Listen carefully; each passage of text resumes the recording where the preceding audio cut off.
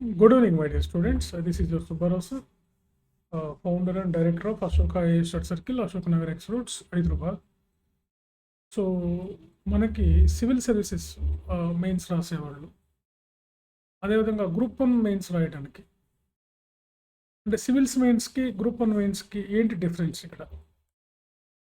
ఎందుకంటే civils mains ఎలా ఉంటుంది, గ్రూప్ వన్ మెయిన్స్ ఎలా ఉంటుంది? సిలబస్ కానీ చూస్తే ఒక 60 to 70% both are same in civil services as well as in group 1 mains. No doubt at all. Up to 70% of both are same. So pattern also same. ఎందుకంటే civil సర్వీసెస్లో మనకి 10 marks, 12 marks, 20 marks questions ఉంటాయి జిఎస్లో. మన group వన్కి వచ్చేసరికి 10 marks మాత్రమే ఉంటాయి. So civil సర్వీసెస్లో ఏంటంటే మనం అప్ టు ఒక 20 క్వశ్చన్స్ వరకు రాయాల్సి ఉంటుంది. వాళ్ళకి తక్కువ టైంలో, వాళ్ళకి 2.5 hours ఇస్తారు. మనకి ఇక్కడ ఏంటంటే 3 hours ఇస్తారు గ్రూప్ వన్లో, మనం 15 క్వశ్చన్స్ రాయాలి, కాబట్టి చాలా టైం దొరుకుతుంది. ఇది ఒకటి మీరు ఫస్ట్ గుర్తించాలి. రెండవది ఏంటంటే సివిల్ సర్వీసెస్లో మెయిన్గా వాళ్ళు క్వాంటిటీ మాత్రమే చూస్తారు.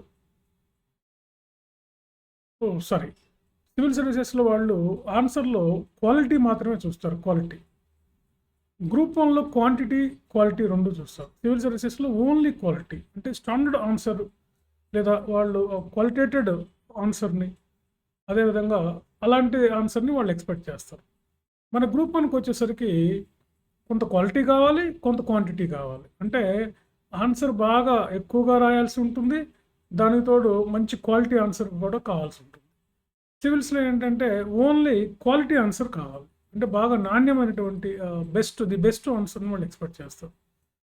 అదేవిధంగా సివిల్ సర్వీసెస్లో మనకి అక్కడ ఆన్సర్స్ అన్నీ కూడా ఒపీనియన్ బేస్డ్ ఎనాలిటికల్గా ఉంటాయి ఆన్సర్స్. అంటే మనం రాయాల్సిన ఆన్సర్స్, వాళ్ళు ఇచ్చే క్వశ్చన్స్ అన్నీ కూడా లాజికల్గా ఉంటాయి. సివిల్స్ అంటే ఒక లాజికల్ ఎగ్జామినేషన్. అందుకని దానికి మనకు ఏం చేయాలంటే మనం వాళ్ళు ఇచ్చే క్వశ్చన్స్ని ఆలోచించి మనం రిలవెంట్గా, దానికి దాదాపుగా రిలవెంట్గా ఉండే ఆన్సర్ని కూడా మనం ప్రజెంట్ చేయడానికి అవకాశం ఉంటుంది. ఆ అప్రోచ్ గ్రూప్ వన్లో పనిచేయదు. మీరు గ్రూప్ వన్లో కానీ అలాంటి అప్రోచ్ రాస్తే మీకు సక్సెస్ రాదనమాట. గ్రూప్ వన్లో ఏంటంటే మనం కాస్త క్వాలిటీ ఇవ్వాలి, క్వాంటిటీ ఇవ్వాలి. అదేవిధంగా ఇక్కడేమో ఒపీనియన్ బేస్డ్ క్వశ్చన్స్ అనేవి చాలా తక్కువ వస్తాయి గ్రూప్ వన్లో. 30 to 40% మాత్రమే వస్తాయి. సివిల్ సర్వీసెస్లో ఏంటంటే 70% వరకు ఒపీనియన్ బేస్డ్ క్వశ్చన్సే వస్తాయి, మోర్ దెన్ 70%. ఇక్కడ గ్రూప్ వన్లోకి వచ్చేసరికి ఆ ఒపీనియన్ బేస్డ్ క్వశ్చన్స్ అనేవి చాలా తక్కువ ఉంటాయి అనమాట. ఒక 30 కూడా ఉండొచ్చు. ఒక్కోసారి కొన్ని పేపర్లో అసలు ఉండకుండా పోవచ్చు. ఇప్పుడు తెలంగాణ మూమెంట్ లాంటి మూమెంట్లో ఒపీనియన్ బేస్డ్ క్వశ్చన్స్ అనేవి చాలా తక్కువ ఉంటాయి అందులో. సో అందుకని మనం ఈ వేరియేషన్ గుర్తించాలి. మీకు ఒక చిన్న ఎగ్జాంపుల్ చెప్తాం దీనికి సంబంధించి. లాస్ట్ ఏపీలో ఒకసారి మా స్టూడెంట్ ఒక ఆయన గ్రూప్ వన్ రాశాడు, సివిల్ సర్వీసెస్ ఒకేసారి రాశాడు. గ్రూప్ వన్లో ఇంటర్వ్యూ కూడా రాలేదు ఆయనకి.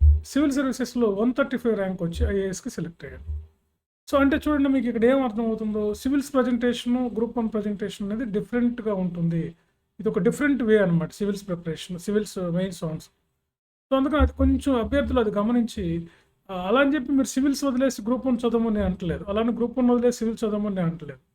సో రెండింటిని బ్యాలెన్స్ చేసుకొని మన ఫుల్ ప్లెడ్జ్డ్ ఆన్సర్ ఇవ్వడానికి యూపీఎస్సీ ఏం అడుగుతుంది, టీజీపీఎస్సీ ఏం అడుగుతుందో, మీరు ఏమడుగుతుందో అది మీరు ఎక్స్పెక్ట్ చేసి ఆ టైప్ ఆఫ్ ఆన్సర్ ఇవ్వగలిగితే ఉంటుంది. అట్లా కాకుండా మీరు సివిల్ సర్వీసెస్లో లాగా డైరెక్ట్గా రాస్తామంటే మనకి ఆల్మోస్ట్ ఆల్ మనం ఎగిరిపోయినట్లే. ఉదాహరణకి సివిల్స్లో ఆన్సర్ ఎట్లా రాస్తాం మనం? ఏదైనా ఫ్లో చార్ట్స్ రాయొచ్చు, లేకపోతే డయాగ్రామ్స్ వేయచ్చు, మ్యాప్స్ వేయచ్చు, చార్ట్స్ వేయచ్చు, 5 చార్ట్స్ వేయచ్చు. ఇలా ఏదో ఒకటి వేసి మనం దాన్ని డిస్క్రిప్షన్ ఇవ్వకపోయినా, దాన్ని ఎలాబరేట్ చేయకపోయినా వర్కౌట్ అవుతుంది సివిల్ సర్వీసెస్లో.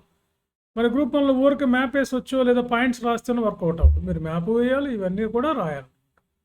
సో ఫ్రెండ్స్, అందుకని సివిల్స్ మెయిన్స్ రాసేవాళ్ళు అదేవిధంగా ఈ సంవత్సరం రెండింటిని బ్యాలెన్స్ చేసుకొని మీరు గ్రూప్ వన్కి వచ్చేసరికి మీ ఆన్సర్ ఈ విధంగా ఉండేటట్లుగా చూసుకోండి. ఎందుకంటే మీకు ఎగ్జాంపుల్ చెప్పే కదా, ఆయనకి గ్రూప్ వన్లో కనీసం ఇంటర్వ్యూ కూడా రాలేదు. అలాంటి వ్యక్తికి సివిల్ సర్వీసెస్లో 135 ర్యాంక్ వచ్చి ఐఏఎస్కి సెలెక్ట్ అవ్వడం జరిగింది. అంటే ఆన్సర్ ప్రజెంటేషన్ చూడండి, అక్కడ ఎట్లా ఉంటుంది, ఇక్కడ అట్లా ఉంటుంది. సో అందుకని ఆ డిఫరెన్స్ గుర్తించి మీరు ఇక్కడ టీజీపీఎస్సీలో కానీ ఏపీపీఎస్సీలో కానీ మీరేంటంటే గ్రూప్ వన్ మెయిన్స్ రాసేటప్పుడు మీరు క్వాలిటీతో పాటు కాస్త క్వాంటిటీ కూడా ఆన్సర్ ఇవ్వండి. అదేవిధంగా మీరు అక్కడ రాసేటటువంటి మ్యాప్లు, చాట్లు అవి కూడా ఇక్కడ మన గ్రూప్ వన్లో కూడా వేయొచ్చు, రాయొచ్చు. ఎక్కువ మంది ఈ డౌట్ కూడా ట్రై చేస్తున్నారు.